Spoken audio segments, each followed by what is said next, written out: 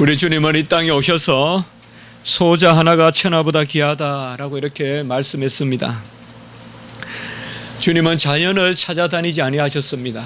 아름다운 곳을 찾아다니지 아니하시고 사람을 찾아다니셨습니다. 이번에 우리가 성주 갔다 오면서 차 안에서 제가 그렇게 말한 기억이 있습니다. 여행은 자연 여행만 되어서는 안 되고 문화 여행이 되어야 되고 역사 여행이 돼야 재미있더라, 그렇게 이야기를 한 적이 있습니다. 자연만 보고 쫓아다녀서는 아무 재미가 없습니다. 스코틀랜드 경치도 또 중국의 장가겐이 제가 많이 가본 곳은 없지만은 아름답긴 해요. 웅장해요. 아주 멋있어요. 그러나 여행의 맛은 그렇게 크지 않은 것 같아요. 왜냐하면 그 역사와 그 문화에 대해서, 달리 말하면 그곳에 모여 사는 사람들에 대해서 잘 모르고 또 이해가 되지 않기 때문에, 또 긴밀한 어떤 그런 관계가 없기 때문에 아마 그렇지 않은가, 이렇게 한번 생각해 봅니다. 이번에도 우리가 성주에 가서 그 산성에 올라가서 그렇게 밑에 또 마을을 보고 하니까 역시 우리 한국 자연은 참 친화적이다, 사람과 더불어 있는 그런 자연이라는 것을 다시금 생각하게 되었습니다. 무인지경이란 말이 있는데 사람이 없는 그러한 땅이란 뜻이겠죠. 미국에서는 제가 그것을 느꼈습니다. LA에서 살다가 저 시카고로 옮겨갈 때 LA를 출발해서 이제 동쪽으로 가다가 애리조나 좀 되니까 그건 사람이 살 수 없는 곳이에요. 딱 느껴져요. 여기부터는 무인지경이다. 도마뱀이 이렇게 다니는 모습도 보이고, 하지만은 도마뱀이 사는 것조차도 가능할까 여길 만큼 그런 모습이 있었습니다. 우리나라는 조금 깊고 또 조금 내려앉아 있고 그런 차이지, 다 사람이 삽니다. 골짜기 끝덩어리까지 올라가서 물만 나오면 삽니다. 그래서 정말 우리나라 자연 자체가 사람이 중요한 것, 그것을 보여주지 않는가라는 그 생각을 합니다. 주님이 고백을 받으셨던, 베드로의 고백을 받으셨던 가이사랴 빌립보, 아마 그 지방이 예루살렘에 가보시면 가장 수풀이 우거지고 아름다운 지역이라고 볼 수 있습니다. 그러나 주님은 그곳에 경치를 보러 가신 것이 아니고 그곳에는 우상이 많습니다. 자연이 아름다운 곳에는 우상이 많거든요. 우상이 많다는 것은 자연이 아름다운 곳에 사람이 깃들게 되고, 사람이 깃들다 보면 또 아름다운 자연을 숨기게 되고, 그럼 우상이 많게 됩니다. 어디든지 아름답고 귀한 그러한 괴석과 절벽이 있는 곳에는 우상이 많거든요. 그래서 주님이 가이사랴 빌립보 갔을 때 바로 사람을 구하러 가신 것이죠. 높은 단지방 그까지 올라가신 것이죠. 그때 베드로가 주는 그리스도시요 살아계신 하나님의 아들이다, 주님 행하시는 거 보니까 주는 메시아가 맞다는 거예요. 사람을 살리러 오신 사람, 구약의 메시아 사상은 바로 하나님이 사람으로 오신다는 것이거든요. 그래서 그 가이사랴 빌립보, 지금도 가보시면 우상이 그냥 땅에 뒹굴어요. 그때 만들었던 그러한 돌상들이 막 있어요. 흩어져 있어요. 만신전, 모든 만가지 신이, 판테온, 모든 만가지 신이 다 모여있는 그곳이 바로 그곳이에요. 우리가 파리에도 가보면 만신전이 있지 않습니까? 어디든지 가보면 만신전이 다 있어요. 서구가 기독교만 잘 믿은 게 아니에요. 온갖 신들을 다 모시는 만신전이 많아요. 유럽에도 가보면. 근데 그곳에 경치 보러 가신 것이 아니라 사람을 살리러 가셨다. 누가 사람을 사랑합니까? 어떻게 해야 사람을 사랑합니까? 사람이 주제가 돼야 되죠. 내가 누구에게 상처를 입혀서도 안 되지만 또 누군가는 또 누군가에게 상처를 입혀서도 안 되거든요. 우리가 간혹 어떤 사람이 힘들어 한다는 말이 있어요. 그러나 그 사람은 또 다른 사람을 힘들게 하거든요. 이렇게 사람들을 항상 서로가 서로 간에 대해서 힘들게 하는 그런 존재일 수도 있어요. 또 역으로 서로 사랑하는 존재일 수도 있어요. 누가 사람을 사랑할 수 있습니까? 르네상스는 사람을 다시 발견한 그러한 문해 운동이었죠. 사람을 그리고 사람을 만들고 사람을 위하여 이제 기구를 만들고, 레오나르도 다빈치 같은 사람이 바로 그런 사람이 사람들을 즐겁게 하기 위한 그러한 소설을 쓰기 시작하죠. 데카메론이라든지 이런 것은 아주 엄난한 소설이에요. 엄난한 소설이에요. 근데 이제 처음으로 그런 소설들이 나오기 시작해요. 사람들을 이해한다는 명분으로. 그게 르네상스예요. 르네상스. 바로 사람들을 다시금 살린다는 거죠. 그러나 그것이 과연 사람을 살린 것이 되었습니까?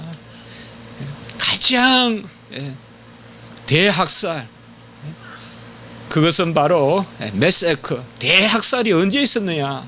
르네상스 이후부터 있기 시작해요. 사람이 사람을 이해한다고 이야기하는 그때 전쟁이 시작되는 거예요. 사람이 우리를 보호해야 되겠다, 내가 누군가를 사랑한다, 그때 그 연정, 그 불꽃 때문에 전쟁이 시작되는 거예요. 오직 하나님이 우리를 사랑하셔야 돼요. 주님은 이 땅에 오셔서 사람을 사랑하시는 본을 보여주셨어요.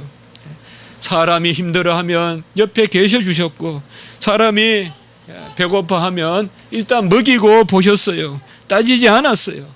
왜 준비성이 없냐, 가지고 하지 않았냐, 왜 이 정도를 마련하지도 않고 모이기만 하느냐, 그렇게 말씀하지 않았어요. 다 그들의 형편을 이해하시고 주님께서는 사람을 살리셨습니다. 그 주님이 혈과 육의 사람으로 이 땅에 오신 것입니다. 오병이어의 기적은 오병이어의 기적 자체에 있지 않고 하나님이 사람을 사랑하는 그 모습을 보여주는 것입니다. 우리는 문제가 많습니다. 아주 문제의 그러한 도가니 안에서 삽니다. 그러나 무슨 문제가 있습니까? 요새 참 문제 많아요. 이래 걸려있고 저래 걸려있고 아주 막 복잡해요. 그러나 제가 그런 말 잘하거든요. 스토리가 없어요. 스토리가. 재미있는 이야기가 없어요. 요새 세상은. 그러나 옛날에 제가 살았던 시골에는 문제 없어요. 막 얽히고 섞인 남마 같은 일이 없는데도 스토리가 있어요. 재미있는 이야기가 있어요. 정감 있는 이야기가 있고 말이죠. 많은 문제가 있지만은, 모든 것이 문제가 되는 것 같지만은 우리는 문제를 아주 집약해야 돼요. 그건 뭔가 하면 사람의 문제예요. 사람의 문제로 삼아야 돼요. 그걸 1차적으로 우리가 생각해야 돼요. 주일에 대하여, 안식일에 대하여 많은 이야기가 있어요. 안식일을 어떻게 지켜야 되느냐, 모이면 그 이야기 했어요. 바리새인과 서기관들은. 그러나 그들은 사람을 귀하게 여길 줄 몰랐어요. 그러나 주님은 오셔서 뭐라고 말씀하셨어요? 안식일이 사람을 위하여 있는 것이지 사람이 안식일을 위하여 있는 것은 아니다. 딱 그렇게 정리하셨어요. 여러 문제가 서로 엇갈려 있고, 이게 옳다 저게 옳다, 안식일을 어떻게 지켜야 되냐 마냐 되냐. 우리나라도 보면 조선시대 때 죽은 사람을 3년상을 치르니 1년상을 치르니 상복은 뭐를 입니, 그것 때문에 산 사람들이 유배가잖아요. 그게 우리 조선시대 역사에 아주 예속 논쟁이라고 해서 죽은 사람 몇 년 장사 치르는 것 때문에 산 사람들이 다 북인이니 남인이니 서인이니 동인하면서 다 간다 이 말이에요. 문제의 핵심을 살아있는 사람에게 봐야 돼요. 우리 가정도 마찬가지예요. 사람이 살고 봐야 돼요. 사람이 살고 봐야 돼요. 우리 사회도 마찬가지예요. 우리 주님은 인자 같으신 이로 오셨다라고 오늘 말씀했어요. 요한계시록에서 또 다니엘서 7장 13절 14절에서 오늘 또 우리가 읽었던 다니엘 10장 5절 6절에 보면 아예 사람이다 이렇게 나와 있어요. 하나님이 이 땅에 오시는 방식이 아들을 보내는 방식인데, 아들을 통하여 하나님은 우리와 교통하시고 교제하시는데, 성육신 전에는 하나님의 아들이 우리와 만나셨다면 이제 성육신 하심으로 하나님의 아들이 사람의 아들이 되셔서 인자와 같은 이로 오셔서 우리를 만나 주시는 것입니다. 우리는 구약과 신약의 묵시록 혹은 계시록이라면 금방 다니엘서와 요한계시록을 떠올립니다. 구약의 종말론에 관한 말씀이라면 다니엘서, 그리고 굳이 하나 더 말씀하라 그러면 스가랴, 요엘 이런 말씀들을 떠올릴 수 있겠죠. 그러나 다니엘서가 마지막 때 되어질 일들을 잘 말씀해 주고 있죠. 그리고 말할 바도 없이 요한계시록이 마지막에 되어질 일들이죠. 마지막에 되어질 일들이 뭐가 중요해요? 자연이 중요합니까? 마지막에 어제 가장 어떤 멋있는 경치, 맛있는 음식 그런 게 마련됩니까? 마지막에 일은 사람의 일이에요. 사람이 중심이 되는 거예요. 그래서 저는 그렇게 생각해요. 우리가 마지막에 새하늘과 새 땅에 가서 하나님을 마주 볼 때 천하보다 귀한 것이 소자 하나, 그 작은 아이 하나의 생명이구나 라는 것을 우리가 발견하게 될 것이다. 그것이 우리의 영화 아닌가 이 말이에요. 그것이 바로 우리가 누리는 영화 아닌가 이 말이에요. 사람 하나가 천하보다 귀하다는 거예요. 천하보다 사람이 더 귀해요. 달리 말하면 천하를 잃어버려도 사람 하나를 찾으면, 그것이 99을 놓고 한 사람의 양을 찾아가는, 한 양을 찾아가는, 한 사람을 찾아가는 그 주님의 모습이거든요. 이 구약의 묵시, 구약의 계시라고 할 수 있는 다니엘서와 신약의 계시록, 바로 요한계시록에 공통적으로 우리 주님이 나타나시는데, 우리 주님이 어떤 모습으로 나타나시느냐? 인자 같으신 이로, 인자 같은 이로 나타난다는 것입니다. 다니엘은 히데겔 강, 오늘날로 말하면 티그리스 강입니다. 아름다운 강이죠. 물이 많은 강이에요. 유브라데 강보다 물이 많아요. 티그리스가. 그 강에서 눈물 흘리면서 언제 예루살렘에 돌아갈고, 언제 시온에 돌아갈고 기도했어요. 그때 주님께서 인자 같은 이로 나타나셨어요. 사람으로 나타나셨어요. 곧 가장 친근하게 친구같이 나타나셨어요. 사도 요한은 마지막까지 살았던 그런 사도 시대의 마지막 생존자예요. 그 사도 요한이 밤모섬에 갇혀 있었어요. 이제 사도 요한은 마지막 사도 시대, 사도 요한이 죽으면 사도 시대가 끝나는 그 밤모섬에 있을 때 우리 주님께서 인자 같은 모습으로 오셨어요. 우리 주님이 인자 같은 모습으로 오신 것은 또한 아브라함을 만나 주실 때도 인자 같은 모습으로 그렇게 오셨죠. 주의 사자 세 사람이 왔는데 그 셋 중에 둘은 먼저 소알 땅으로 내려가고, 마지막 한 사자, 주의 사자가 사람의 모양으로 왔는데 그에게 50명, 45명, 40명, 30명, 20명, 10명 바로 계속 아브라함이 간청하잖아요.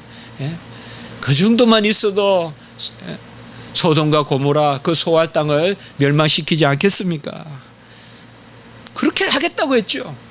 그 건세, 천사에게 그런 건세가 있겠어요? 사람에게 건세가 있겠어요? 그분은 바로 창세기 18장 33절에 보면, 같이 합시다. 여호와께서 아브라함과 말씀을 마치시고, 아브라함과 말씀을 마치시고 소알 땅으로 내려가셨다라고 이렇게 나와 있어요. 바로 하나님이 이 땅에 아들을 통하여 오신 것이에요. 아브라함을 만나주신 그분이 바로 예수 그리스도, 이 땅에 오신 그러한 성육신하신 예수, 그 예수 그리스도를 구약시대 때 미리 보여주시는 것입니다. 마지막은 사람을 완성시키는 일로, 또 마지막은 그 사람을 위하여 하나님의 아들이 사람으로 오시는 일로 시작됩니다. 사람이 키워드가 되어야 됩니다. 사람이 주제어가 되어야 됩니다. 아무리 문명이 발달하고 그 문명 가지고 자랑하면 뭐합니까? 미소가 없는데요. 미소가 없어요. 막 어려움 당하고 힘들어도 제가 아프리카를 비하하는 것은 아니지만 진실이니까 말씀드리겠어요. 거기에는 미소가 있어요. 사람의 미소가 아직 남아있어요. 왜 그런 아름다운 미소를 개발하지 않고 쓸데없이 얼굴을 성형하고 왜 그렇게 인조적으로 자꾸 되어가냐. 하나님의 관심사는 사람이다. 그래서 그가 사람으로 구약 때는 현현하시고 이제 신약 때는 사람으로 오신 것입니다. 구약 때는 현현이라고 합니다. 현현이라는 것은 드러나셨다. 현현이라는 것은 파루시아라고 하는데요. 파르라는 말은 함께 있다는 뜻이고 우시아라는 말은 본질이라는 뜻입니다. 본질이 있으나 드러난다 이 말이에요. 본질 가운데서 드러난다는 것이 파루시아입니다. 그래서 구약 때 우리 예수님은 파루시아 많이 하셨어요. 이 단어 우리가 많이 들어보시죠. 현현. 그러나 성유시는 파루시아에 그치는 것이 아니에요. 현현 이로되 주님이 직접 우리의 살과 피로 오셨어요. 초대교회 이단들은 주님은 찔러도 피가 안 나온다고 했어요. 사람인데. 그런 거 다 거짓말이죠. 우리와 전혀 동일한 사람으로 오셨어요. 그는 피를 흘리셨죠. 어찌 피가 안 나오는데 피를 뿌리신 십자가에서 물과 피를 뿌리신 그런 죽음을 죽으셨을 거죠. 하나님이 또 사람으로 오신 것은 약복강에서 야곱이 씨름할 때 어떤 사람이 파루시아 현현했어요. 파루시아. 이건 아직 성유신이 아니에요. 성유신이 아니고 현현하신 거예요. 사람의 모습으로 나타나셨어요. 그래서 몸이 어긋날 정도로 한도 뼈가 빠질 정도로 사람과 씨름했어요. 사람은 사람과 씨름해야죠. 그래서 하나님이 사람으로 오셔서 씨름해 주셨어요. 네 기도 제목이 맞냐 틀리냐 한번 씨름해 보자 이 말이에요. 계속 하나님과 뜻을 맞추는 삿바 싸움을 했습니다. 저는 구약에서 이 12지파의 하나님의 백성의 이 클라이막스는 약복강의 기도라고 생각합니다. 약복강에서 하나님이 이씨 사람으로 오셔서 사람과 삿발을 잡아주셨다는 자체가 부대끼고 다시 더불어 먹고 마시고 노끈을 들러 책찍을 만들기도 하시고 책망하시지만은 사람 속으로 들어오시는 그것이 바로 12지파다 이 말이에요. 12지파가 시작되는 그 약복강에서 기도할 때 우리 주님은 어떤 사람으로 오셨습니다. 그 사람의 얼굴을 보니 하나님의 얼굴이더라. 그래서 이름을 버니엘이라고 하고 그 이름을 물으니까 이스라엘이라 하리라 라고만 말해요. 이스라엘이 바로 뭐냐? 야곱에게 하나님과 겨루어 이겼다라는 뜻이에요. 하나님과 겨루었다는 뜻이에요. 그래서 그 사람이 바로 하나님의 얼굴을 하신 하나님이라는 것을 보여주고 있는 것입니다. 하나님은 우리에게 사람으로 오셨습니다. 인자 같은 이로 오셨고 그 인자 같은 이의 모습을 가장 영화로운 모습을 보여주신 것입니다. 변화산에서 보여주셨어요. 분명히 얼굴이 있어요. 사람의 얼굴이었어요. 사람으로 오셨어요. 그러나 그 강체는 신적인 강체, 하나님의 강체를 드러내신 것이에요. 그것이 바로 이 땅에 오신 예수 그리스도, 오늘 말씀에 나오는 인자 같은 이의 모습인 것입니다. 어릴 때 우리 고향에 두 가게가 인상적으로 기억에 남습니다. 한 가게는 약국이었습니다. 거기에는 무슨 아주 다양한 약도 없었고요. 그저 여러분들 들으면 아무 할명수는 있었어요. 할명수라는 약이 있었고 우리 시골의 어머니는 그것만 드시다가 그 약 때문에 저는 돌아가셨다고 항상 생각해요. 내선이라는 약이 있었어요. 내선이란 말이 삿가루예요, 삿가루.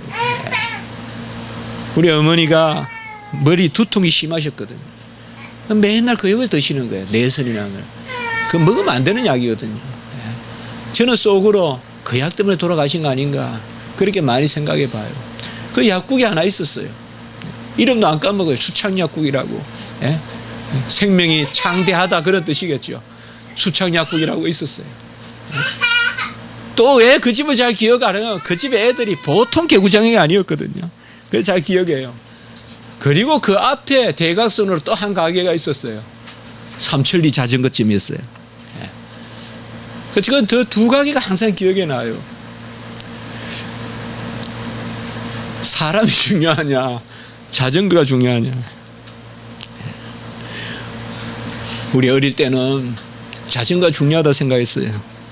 넘어지면 피나는 거는 별로 중요하게 안 여겨요.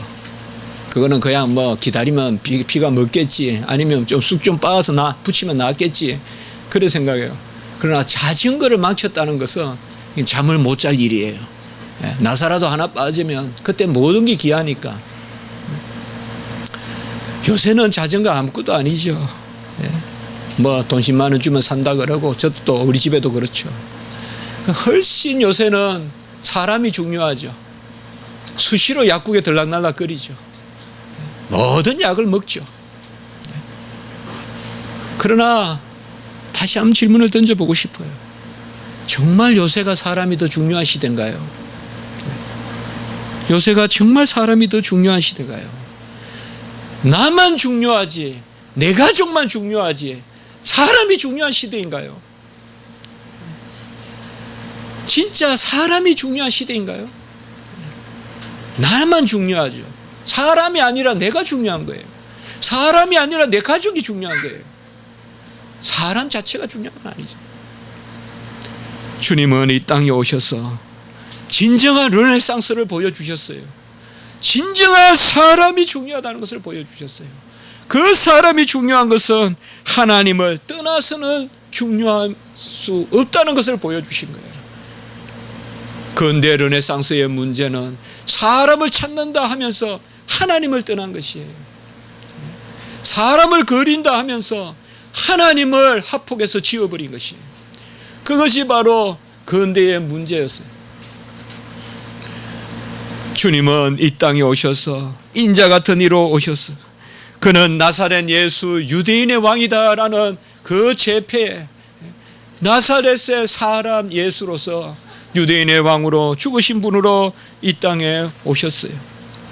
그래하여 그가 우리를 위한 모든 일을 이루시고 사람의 아들 인자 같으신 이로 오셔서 사람을 사랑하시고 또 사람을 구원하시는 그 자리에 서신 것입니다. 다니엘에게 보여주신 이 인자는 오늘 읽었던 말씀에 보면 그 인자 같은 이가 나타나시는데, 그 인자 같으신 이가 세마포 옷을 입었고 우바스 순금띠를 띠었고 그의 몸은 황옥 같고 그의 얼굴은 번개끼 같고 그의 눈은 햇불 같고 그의 팔과 발은 녹가 같고 그의 말소리는 무리의 소리와 같다라고 했습니다.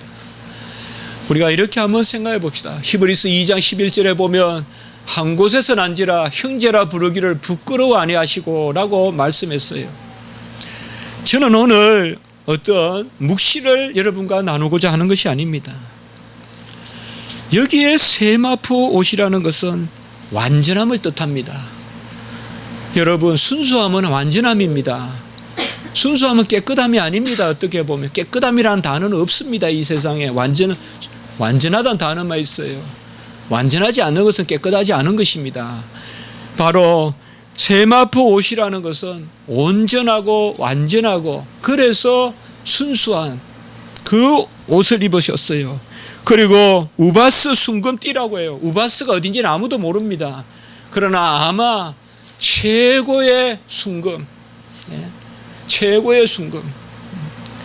요새 뭐 남아프리카에 무슨 순금 다이아몬드가 최고다 뭐 이렇게 한다면 우바스 순금은 최고의 순금띠, 가장 멋있는 순금띠를 그렇게 하고 있고 허리에 순금띠를 띠고 그의 몸은 황옥 같다라고 이렇게 말했습니다. 황옥이라는 말은 영원함을 뜻합니다. 고귀하고 영원하고 불멸하는 것을 뜻합니다. 그리고 그의 얼굴빛은 번갯빛과 같고 그의 눈은 햇불 같다라고 또한 이렇게 말씀하고 있습니다. 번갯불과 햇불 같다는 것은 투명하다는 걸 이야기합니다. 모든 것의 시작이자 끝이라는 것을 이야기합니다. 빛은 처음과 끝을 이야기하는 것입니다. 모든 것을 관통한다는 것입니다. 머물러 있지 않다는 것입니다. 그리고 그의 발과 팔은 녹과 같다고 이야기했습니다. 녹시라는 말은 견고하다는 뜻도 있고 녹시라는 말은 새하지 않는 건세를 뜻합니다. 그리고 그의 말소리는 무리의 소리와 같다라는 말은 그의 말에 근위가 있고 그의 말이 온 세상을 채우는 통치의 소리라는 것입니다. 그가 한번 와 외치니까 모든 수목도 떨고 모든 짐승도 떠는 그 많은 소리라는 것입니다. 한번 부르니까 어느 쪽에 어느 나무만 어느 짐승만 어느 바둑이만 오는 것이 아니라 한번 목소리를 내니까 사방으로 울려 퍼져서 그 목소리로 모여든다는 것입니다. 왜 인자가 이런 모습으로 오셨을까요? 먼저 우리는 영광이라고 생각해 볼 수 있어요. 오늘 우리의 성경 우리의 제목을 그렇게 잡았죠. 인자의 영광. 하나님은 사람으로 오셨지만은 이 영광 가운데 오셨다는 것이죠. 불꽃 같은 눈으로 오셨다는 것이죠. 우바스 순금 띠를 띠고 오셨다는 것이죠. 녹과 노새 발로 오셨다는 것이죠. 그러나 두 번째는 우리가 생각해 볼 수 있는 것은 예언이라는 거예요. 이 영광이 우리가 마주보는 영광이라는 것이에요. 우리가 이 우바스 순금띠를 띌 거라는 것이에요. 우리가 항옥과 같은 몸을 지닐 것이라는 것이에요. 우리에게 많은 소리가 있다 이 말이에요. 그저 짹짹짹짹 작은 소리, 또 사람의 소리가 좀 크다 한들 얼마나 크겠어요. 바로 인자로 오신 분은 우리 사람을 이렇게 영화롭게 하시겠다는 것을 보여주시는 그 영광의 현현이 파루시아가 우리에게는 예언으로 이제 우리를 위한 말씀으로 약속의 말씀으로 오신다는 것입니다. 마지막에 귀한 것은 무슨 자연이 아니라는 것입니다. 우리가 연못도 아주 아름답지만은요, 봄날 병아리가 갓난 병아리가요 줄을 서서 다니거든요. 병아리는 정말 예뻐요. 병아리가 줄 서서 가는 거 보면. 그러나 그러니까 자멱질해요. 자멱질. 물을 먹었다 이렇게 자멱질이라 그러잖아요. 그래가지고 아주 그냥 병아리가 쫙 연못으로 들어가면요 아름답고 이런 것보다 병아리가 주인공이에요. 그렇죠? 우리 사람 하나가 이 땅에 났다는 것은 하나님 보시면 제 생각에는 그 사람이 주인공이에요. 노란 병아리 한 마리가 연못에 들어가면 병아리만 눈에 들어와요. 그거만 다니면요.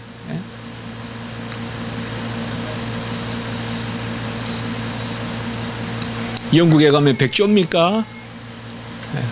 영국에 가면 백조 많죠. 백조입니까? 예. 영국의 백조는 여왕급입니다. 우리나라 사람들은 움직이는 건 다 잡으려고 해요. 우리나라 사람은 움직이는 건 다 잡으려고 해요. 목이 파리만 잡아야 되는데 움직이는 건 다 그냥 이미 내 배 안에 있는 거로 생각해요. 큰일 나요, 여러분들. 영국 가서 백조 잡지 마세요. 여왕 거예요, 그거.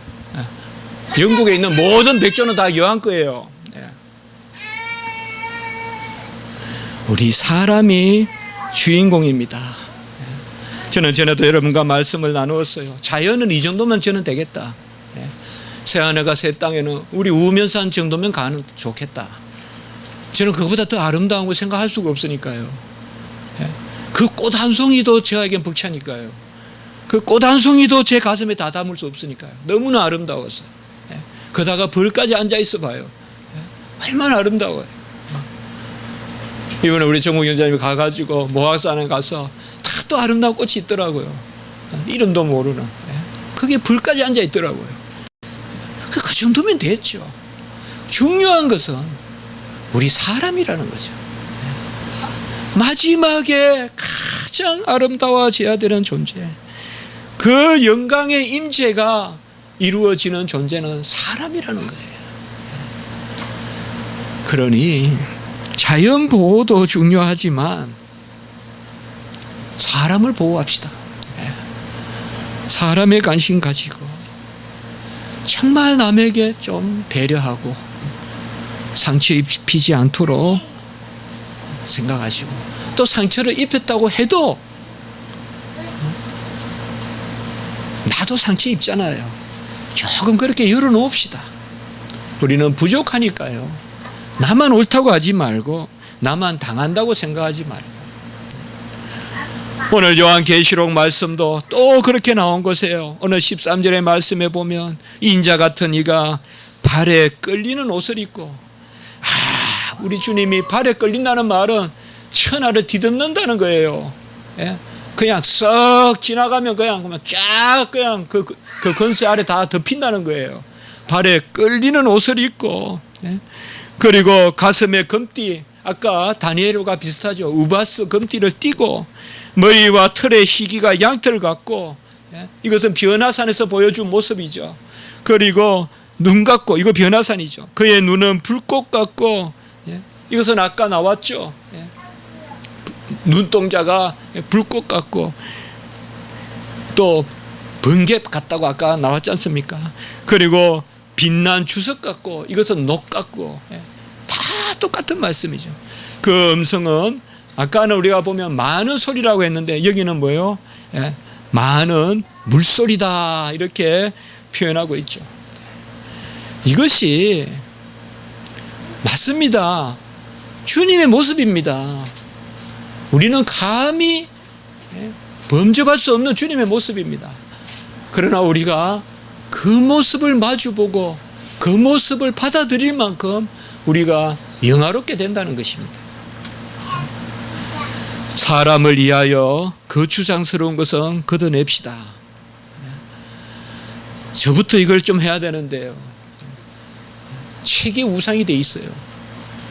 안 보는 책도 그렇게 또 이제 이사를 가야 되는데요. 불가항력적인 이사인데요.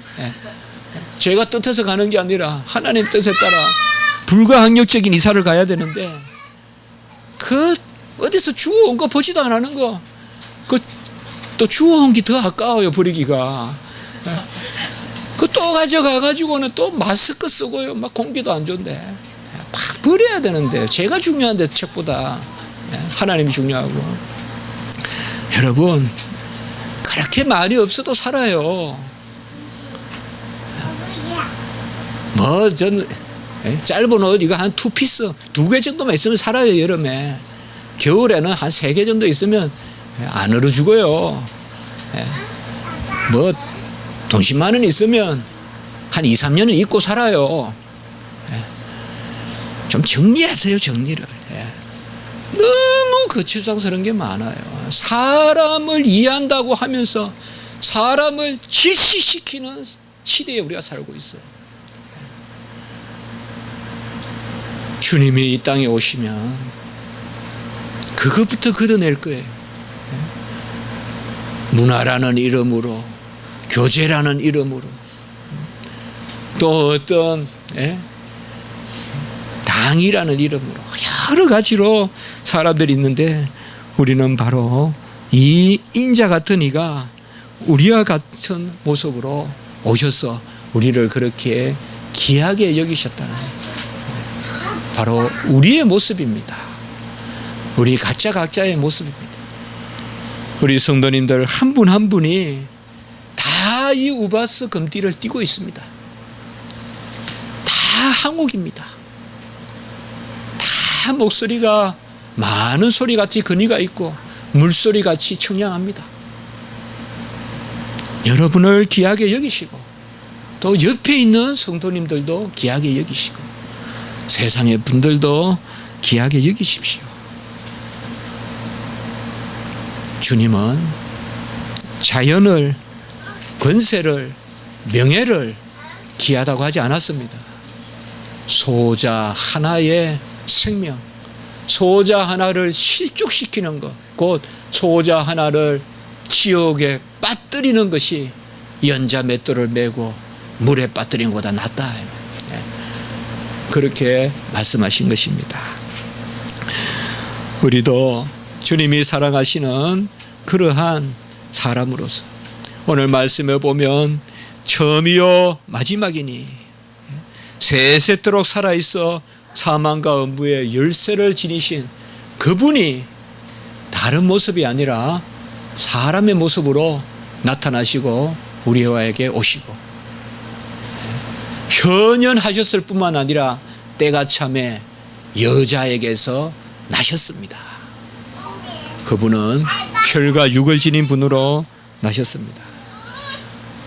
우리 교회는 오늘 또 진이도 왔는데 너무 아이들이 이렇게 예배도 잘 드리고 참 감사하게 생각합니다. 입시를 앞둔 우리 명우 형제도 사람이 중요하니까 공부 열심히 해야 되지만은 건강 조심하고 다 그렇게 하시면 좋겠어요. 하나님이 계시니까요. 조금 늦은 것 같아도요. 아닙니다. 같이 합시다. 더딘 듯 하나 속히 오시리라. 우리 보기에 드디어요. 하박국서에 나오죠. 우리 보기에 드디지 하나님은 속히 오세요. 하나님의 때에 정확하게 속히 이루세요. 그러니까 여러분 자신을 귀하게 여기세요. 이것은 저는 뭐 하나님을 위해서 마음과 뜻과 정성과 몸과 생명과 힘을 다하라는 그것을 하지 말라는 거 아니에요. 그것을 위해서 우리를 귀하게 여기란 말이에요. 우리 자신을 귀하게 여기고 그때 길이 보입니다. 거추장스러운 거 너무 연연하지 마세요. 뭐 조금 높은 자리에 앉아서 뭐 하겠어요.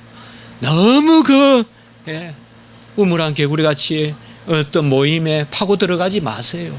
넓게 보세요. 양보하세요. 생명 아니거든 다 양보하세요. 그런 마음으로 사십시오. 나를 귀하게 여기세요. 나를 귀하게 여기기 때문에 주님께서 사람으로 인자 같은 이로 사람으로 인자 같은 이로 우리에게 오신 것입니다. 기도드리겠습니다. 거룩하고 자비로우신 하나님 아버지, 영광의 임재, 그 영광을 우리에게 보여주시고 그리고 예언의 말씀으로 이제 우리가 누릴 그 영광을 미리 이 땅에서 맛보게 하시니 감사합니다. 우리는 심히 비천하고 무디고 연약하나 그러나 주님께서 인자 같은 이에 그 영광에 우리를 참여시키시고 그 부활의 영광에 우리를 살게 하여 주셨사오니 이 땅의 삶 가운데서도 우리가 인자의 영광에 동참한 그 삶의 기쁨을 알게 도와주시고 또 내 자신이 그리 귀하듯이 내 이웃도 천하보다 귀한 것이 한 생명이라는 것을 생각하며 사는 저희들이 되게 해 주시옵소서.